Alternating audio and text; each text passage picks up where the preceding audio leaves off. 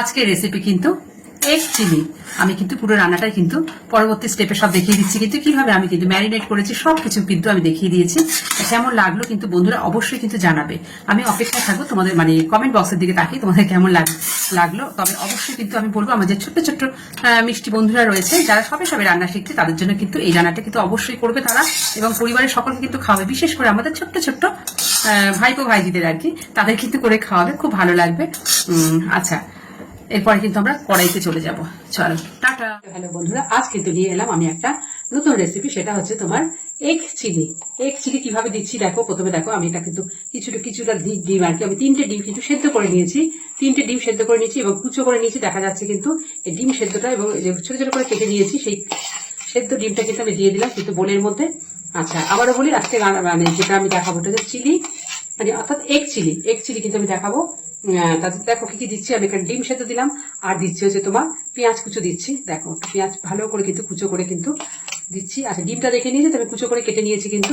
আচ্ছা, তারপরে পেঁয়াজ কুচো দিচ্ছি। এটা না দেখলে হবে না কিন্তু, পরে বলে দি ভাই তুমি দেখাও নি তো। আচ্ছা দেখো, এবারে কাঁচা লঙ্কা কুচো দেখাচ্ছি। কাঁচা লঙ্কা কুচো কিন্তু দিয়ে দিলাম সঙ্গে, আর দেবো একটুখানি কিন্তু আমি রসুন কুচো দিয়ে দেবো। আমি কিন্তু সব একটা প্লেটের মধ্যে কেটে নিয়েছিলাম, নিয়ে এবার একটা একটা করে সব দিচ্ছি। আচ্ছা, এটা দিলাম। এবারে কিন্তু আমি একটু নুন দিয়ে দেবো, একটু কিন্তু নুন দিয়ে দেবো। আচ্ছা, একটু নুন দিয়ে দেবো, এটা কিন্তু একটা ব্যাটারের মতন করবো। একটু নুন দিয়ে দিলাম, আর দেবো তোমার হচ্ছে চলো একটুখানি আমি একটু ময়দা দিচ্ছি। একটু ময়দা দিয়ে দিচ্ছি, কেননা এটাকে একটা ব্যাটার তৈরি করতে হবে। তা ভালো করে দেখবে কিন্তু, পরে বলে দি ভাই আমি তো দেখিনি। দেখো একটুখানি ময়দা দিয়ে দিলাম, আর সঙ্গে দিলাম একটু কিন্তু কর্নফ্লাওয়ার। কি হচ্ছে না, আজকে হচ্ছে এগ চিলি হচ্ছে। দেখো একটু কর্নফ্লাওয়ার দিয়ে দিচ্ছি কিন্তু। চলো কর্নফ্লাওয়ার দিয়ে দিলাম একটু, আর দেবো একটা কিন্তু ডিম ফাটিয়ে দিয়ে দেবো। আর একটা ডিম কিন্তু আমি ফাটিয়ে দিয়ে দেবো এর মধ্যে, দিয়ে ভালো করে কিন্তু হালকা হাতে মেখে নেব। চলো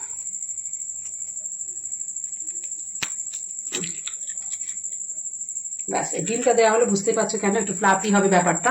তা এবারে কিন্তু আমি ভালো করে কিন্তু এটা এবারে মেখে নেব, বেশ একটু হালকা হাতে, অথচ কিন্তু ভালো করে মাখা হবে। সেভাবে কিন্তু আমি এই পুরো ব্যাটারটাকে তৈরি করে নেব। এরপরের স্টেপে যেটা হবে সেটা হচ্ছে আমরা কড়াইতে চলে যাব। তাহলে এখানে কি কি দিলাম ভালো করে দেখে নিয়েছো, আমি কিন্তু পরিষ্কার করে দেখিয়ে দিয়েছি। আর আশা করছি সবার কিন্তু ভালো লাগবে প্রিপারেশনটা। এটা পুরোটাই কিন্তু এগ দিয়ে হচ্ছে, ভীষণ কিন্তু খেতে ভীষণ টেস্টি এবং একটু ফ্লাফিও হবে, যেহেতু আমি একটা কাঁচা ডিমও দিয়ে দিয়েছি।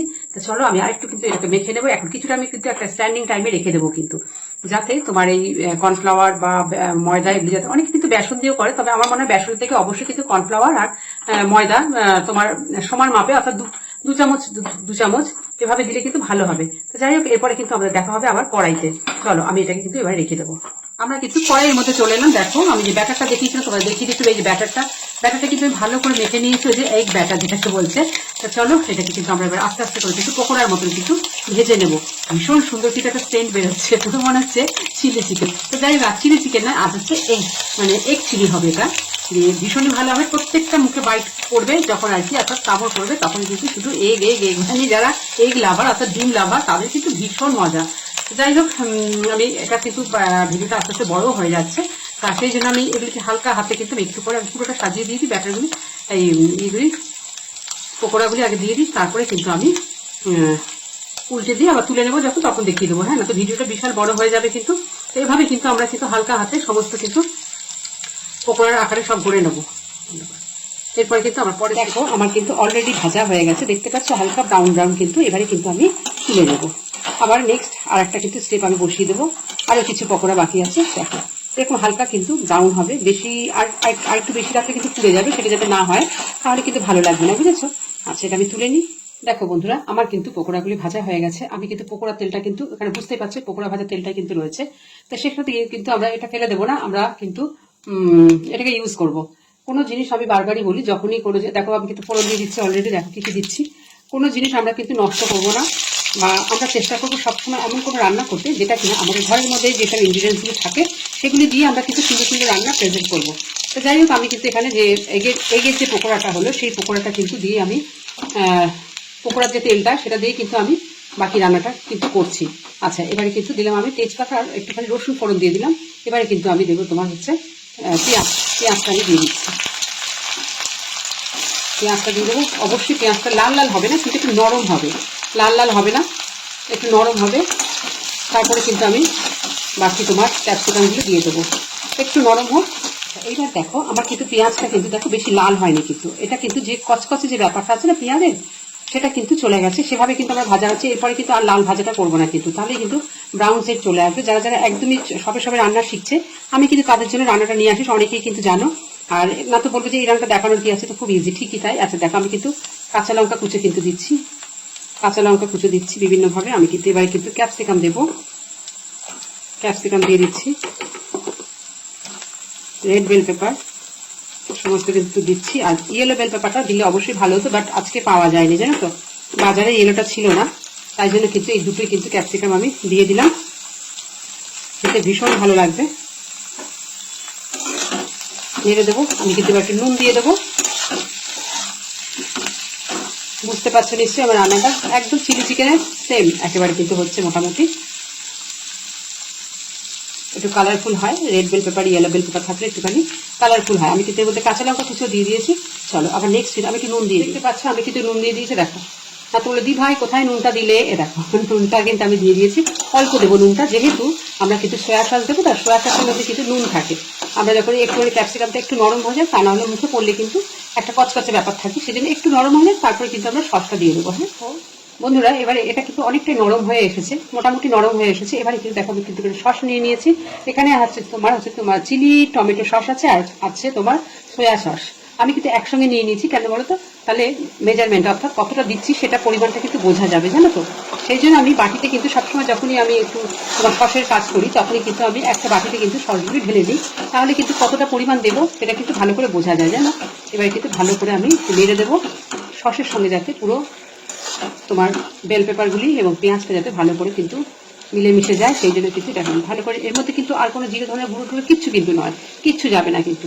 দেখো ফুটে উঠেছে কিন্তু আমার সসের সঙ্গে যে বেল পেপারগুলি আছে উইথ তোমার পেঁয়াজ। এবারে কিন্তু একটা জিনিস দিচ্ছি, দেখো এটা আমি কিন্তু একটুখানি চিনি দিয়ে দিলাম। কেন জানো তো, এটা অনেকে হয়তো বলে দিদিভাই চিলি চিকেনে বা এক চিলিতে তুমি চিনি দিলে কেন। এটা কিন্তু আমার নিজস্ব অভিজ্ঞতা থেকে আমি দেখেছি যে একটু যদি চিনি দেওয়া হয় সামান্য, তাহলে কিন্তু ব্যালেন্সটা কিন্তু অসাধারণ আসে। কিন্তু চিনি ছাড়াও তোমরা করে দেখবে, আর চিনি দিয়ে কিন্তু দেখবে, দেখো কিরকম ব্যালেন্সটা আসে, কিন্তু মানে টেস্টটা কিরকম আসে একটু দেখে নেবে, তারপর আমাকে বলো যে আমি ভুল বললাম কিনা। আচ্ছা যাই হোক, এবার সসের সঙ্গে এবারে কিন্তু আমি পকোড়াগুলি একটু ঢেলে দেবো হালকা হাতে, কিন্তু ঢেলে দিয়ে কিন্তু আমি এবারে যে এক যে পকোড়াটা সেটা কিন্তু আমি ঢেলে দিলাম। এটা সেম কিন্তু তোমরা সোয়াবিনের মধ্যে ট্রাই করতে পারো, সোয়াবিন দিয়ে করতে পারো। আমি যেমন শীতকালে ফুলকপি দিয়ে করি, সোয়াবিন দিয়ে করি। সোয়াবিনগুলো সেদ্ধ করে নিয়ে ছোটো ছোটো করে সোয়াবিনগুলো একটু ছিঁড়ে ছিঁড়ে নিয়ে নিই, ছুরি দিয়ে কেটে নিই, তাহলে বেশ ভালো হবে। দিয়ে মানে সোয়াবিনটা কিন্তু অবশ্যই নুন দিয়ে কিন্তু সেদ্ধ করতে হবে, দিয়ে করে নিই ছোটো ছোটো করে ছিঁড়ে নিয়ে সোয়াবিনটা, তারপরে কিন্তু পকোড়ার মাধ্যমে অবশ্যই একটু ডিম দেবে, তাহলে কিন্তু ফ্লাফি ব্যাপারটা বেশ আসে, খেতে খুব ভালো হয়। আর ঠিক সেম একই ক্যাটাগরিতে যারা যারা চিলি চিকেন করো তারা কিন্তু বুঝতেই পারবে। এটা কিন্তু হালকা হাতে কিন্তু আমি এর মধ্যে কিন্তু কোনো রকম জল টল কিছু দেবো না, কারণ যেহেতু ডিম টুকরো টুকরো করা ডিম আছে, সুতরাং কিন্তু ছেড়ে যেতে পারে। কারণ আমি কিন্তু কর্নফ্লাওয়ার বা বেসন দিইনি, আমি কর্নফ্লাওয়ার বা ময়দাটা কিন্তু আমি খুব অল্প দিয়েছি। কেন জানো তো, না তো কেমন একটা ময়দা ময়দা খেতে হবে, ওই জন্য যাতে মুখের মধ্যে শুধু ডিমটাই আসে, বুঝেছো, যাতে খেতে ভীষণ টেস্টি হয়, তার জন্য কিন্তু আমি বেশিরভাগটা কিন্তু ডিম দিয়েছি। খুব সামান্য কিন্তু আমি দেখি 2 চামচ কিন্তু কর্নফ্লাওয়ার দিয়েছি, 2 চামচ ময়দা দিয়েছি, তার মধ্যে দিয়ে কিন্তু আমি ব্যাটারটা করে নিয়েছিলাম। তো যাই হোক, রান্নাটা আরেকটু বাকি আছে, অর্থাৎ তোমার একটু ড্রাই টাইপের হবে চিলি এগ চিলিটা, একটু dry egg chilli chicken, dry egg chilli হবে এটা। আমাদের কিন্তু অলরেডি এগ চিলি কিন্তু রেডি, এগ চিলি রেডি হয়ে গেছে। আমি কিন্তু লাস্টে নামানোর আগে অবশ্যই একটু সামান্য একটু গরম মশলার গুঁড়ো কিন্তু ছড়িয়ে দিলাম, ব্যাস হয়ে গেল আমাদের এগ চিলি প্রিপারেশন। গ্যাসটা অফ করে দিলাম অবশ্যই, আর উপরে একটু কাঁচা লঙ্কা যদি কিছু থাকে ছিটে ফোটা সব কিন্তু দিয়ে দিলাম। দিয়ে এবারে কিন্তু হালকা হাতে কিন্তু আমি নাড়িয়ে নেবো। আমাদের কিন্তু আর একটু যে স্ট্যান্ডিং টাইমে আমি কিন্তু রেখে দিই, সবসময় বলি কড়াইয়ের মধ্যে একটু রেখে দেবো, তাহলে কিন্তু আর একটু ড্রাই হয়ে যাবে বেশ। ব্যাস